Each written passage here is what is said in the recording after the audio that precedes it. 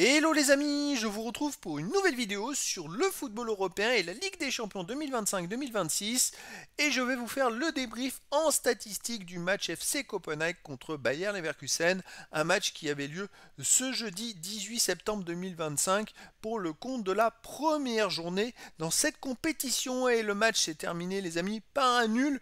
2 buts partout, ça a été très chaud et très de justesse pour le Bayer Leverkusen qui a eu vraiment, qui a égalisé dans les derniers instants. Alors dans cette vidéo, on va revenir sur les buts de cette rencontre, mais surtout sur les statistiques des deux équipes pour comprendre un petit peu le déroulé du match et on terminera la vidéo par un aperçu des prochains adversaires de ces deux équipes dans cette compétition à un nul de 2. Et pourtant, c'est vrai que le FC Copenhague a ouvert le score dès la 9e minute par Larsson.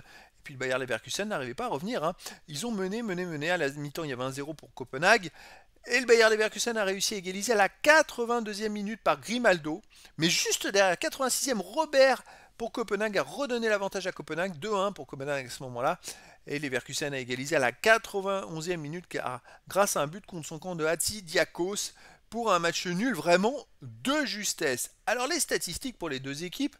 On a eu 1,88 XG buts attendus pour FC Copenhague et 1,06 pour le Bayer Leverkusen. Donc on peut dire que le Bayer Leverkusen a eu beaucoup de chance en termes de XG, puisque c'est vrai qu'ils ont marqué 2 buts pour 1,06, en plus un but contre son camp. C'est vrai que c'est un match nul heureux, on va dire.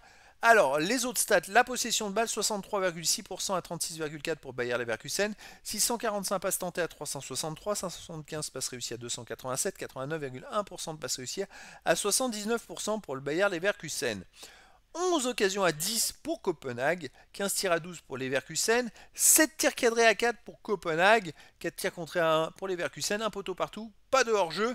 Voilà, c'est vrai que la possession de balle était pour le Bayer Leverkusen, mais les occasions, il y en a eu un peu plus pour Copenhague, une de plus. Les tirs plus pour Leverkusen, mais 4 tirs seulement cadrés sur 15 tirs, c'est trop peu, alors que Copenhague a cadré plus de 50% de ses tirs, 7 sur 12. Donc voilà, Copenhague aurait peut-être mérité la victoire au final.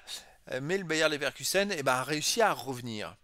Les autres stats, 5 corners à 4 pour Leverkusen, 20 centres à 16 pour Leverkusen, 9 interceptions à 6 pour Copenhague, 18 tacles à 11 pour Copenhague, 43 duels gagnés partout, 5 arrêts à 3 pour Leverkusen, 14 fautes à 13 pour Copenhague, 3 jaunes à 2 pour Copenhague, pas de rouge.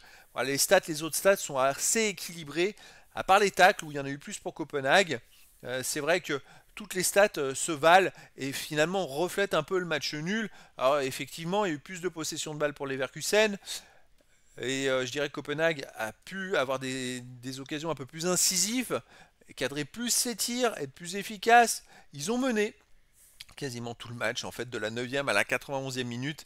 Et malheureusement pour eux, c'est un match nul finalement dans le contexte qui arrange plus le Bayer Leverkusen. Les prochains adversaires, alors prochaine rencontre de la deuxième journée pour Copenhague, ce sera le 1er octobre à 18h45 et ce sera à Karabag FC. Tandis que le Bayer Leverkusen jouera le 1er octobre à 21h à domicile contre le PSV Eindhoven. Voilà les amis, c'était le débrief en statistique du match FC Copenhague contre Bayer Leverkusen, un match qui s'est terminé par un nul 2 buts partout. Voilà les amis, je vous dis à très bientôt pour une nouvelle vidéo.